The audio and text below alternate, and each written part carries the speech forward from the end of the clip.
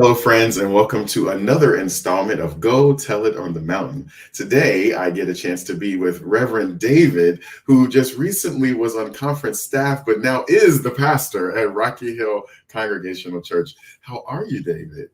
Good afternoon. I'm doing very well. Thank you. The wonderful thing is, if you want to know anything about me as a supervisor, then you can ask David. So I'm going to make sure email later. Visit to Rocky Hill is as perfect as it can possibly be. But David, I want to start by just saying thank you so much for making time and for welcoming me to be preaching at Rocky Hill, because the conference has been so privileged and honored to now have our Connecticut location in Rocky Hill.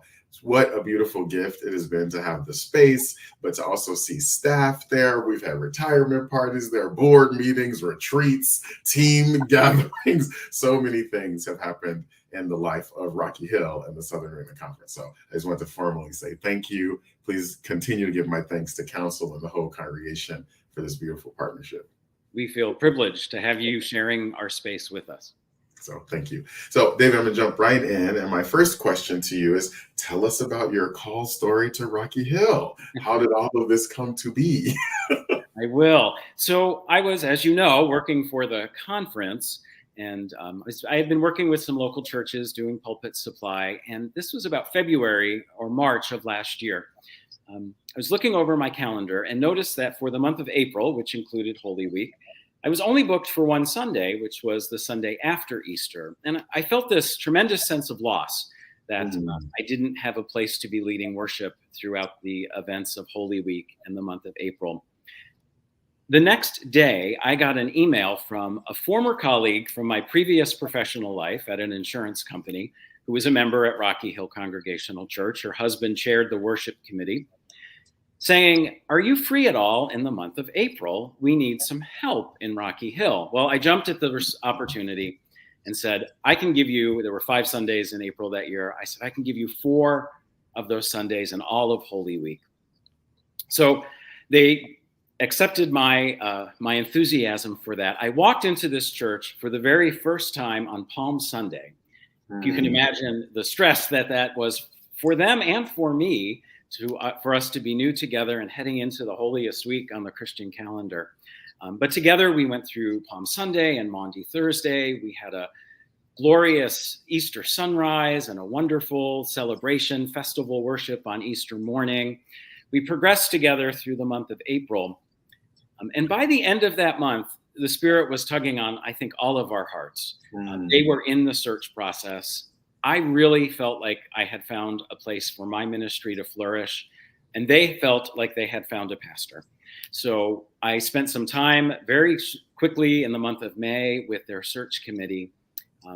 I was able to have my candidating Sunday in July of last year, and I began with them as their settled pastor in September, immediately following Labor Day. So it's not been a complete year yet, but it's been more than a year since my bridge time with them, and it's just been going really, really well. I think we all feel very comfortable with each other, and the Spirit is really moving in Rocky Hill. I'm gonna take a little bit of a quick detour back to your call story, just to say I've been to many sort of ordination moments, and I have to say yours was one of the most beautiful. I just thought your ability to weave together diversity of people, of interests, of your own background and faith.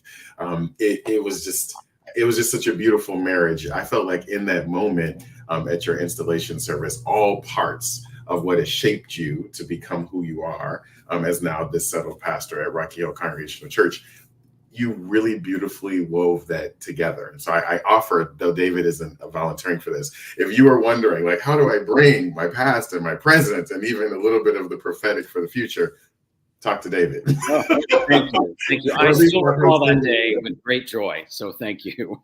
That was really great. So my next question is really about, so you've been there, you kind of had this beautiful kismet moment last year, and now you've been a settled pastor. What's exciting you about what's happening in the life of Rocky Hill Congregational Church? So I'm gonna call out 3 things that I think represent who we are and where we're going. The first is last week we celebrated, and we've celebrated a lot in the year or so that I've been there. We celebrated 15 years as an open and affirming congregation. This church takes very seriously that statement and that commitment that they made to welcome all people wherever they are in their life and faith journey. So we continue to open our doors. One of the pillars of our church is the idea that we draw the circle wide. And on that anniversary of becoming open and affirming, we welcome 9 new members to our fold. So it was a really joyous celebration.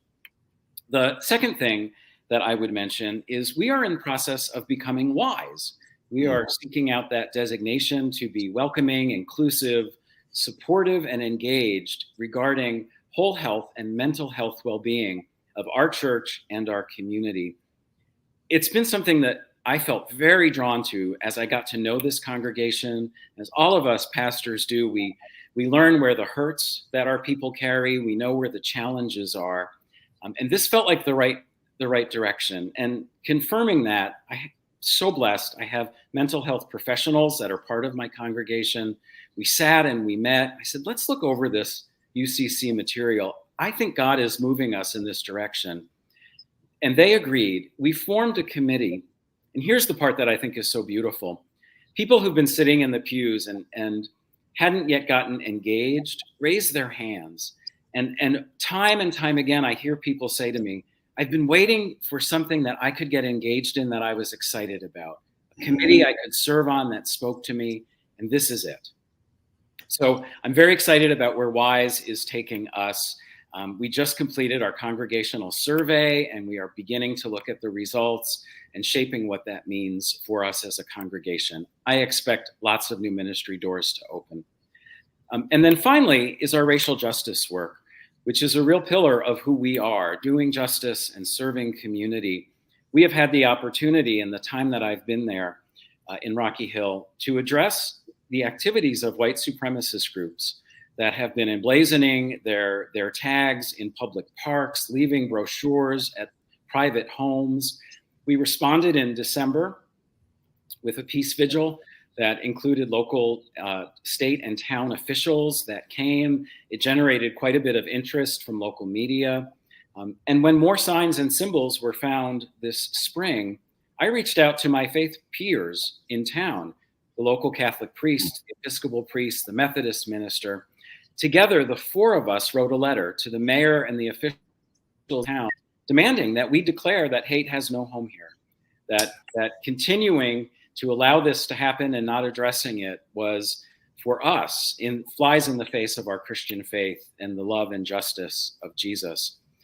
So we continue to work in that space. And as a church, we're learning. So many of our churches are on this journey.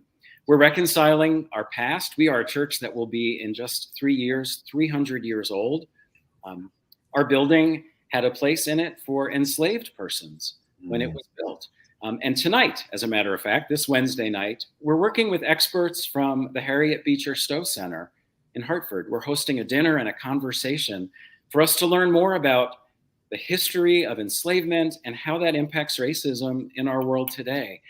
And we're very interested in moving deeper into this space and justice. We are learning and growing and hopefully leading a community to a new place of inclusiveness. Wow, every single one of those things is inspirational in its own right. And we probably could do an interview just about one of them, but I hope your colleagues and other people watching this are just as inspired and excited as I am. How can people join us in worship on this coming Sunday? Well, the easiest way is to show up in person. We're centrally located in Connecticut. We're right off of 91, off the Silas Deane Highway, exit 24 if you're in the area. Our worship begins at 10 a.m. on Sunday. But if you can't make it physically, you can go to our website. There's a couple of links to click. You'll receive an email with a Zoom link to join us virtually on Sunday. And if you're committed on Sunday morning at 10 a.m., as so many of us are, you can watch the service on our YouTube channel. It's usually posted by Monday morning. David, I want to say thank you so much. For those of you who are watching this, if you are watching it on Facebook, then right above this video, you're going to see some information with a link that you can click right to Rocky Hill Congregational Church. If you're looking at this on Instagram or other social media, you might see this information right below our video. So give yourself an opportunity to familiarize yourself based on the social media platform and click on the link. Rocky Hill Congregational Church is just one of the places of light and hope that you can find in the Southern New England Conference. We encourage you to donate to our Find Hope Now campaign and to visit the website findhopenow.org. And I'm sure that if Rocky Hill is in your community, you'll show up there, but there might be another place of light and hope that you might find anywhere in Massachusetts, Rhode Island, or Connecticut. David, thank you so much, and I can't wait to be with you in worship this coming Sunday. We're excited too. Thank you.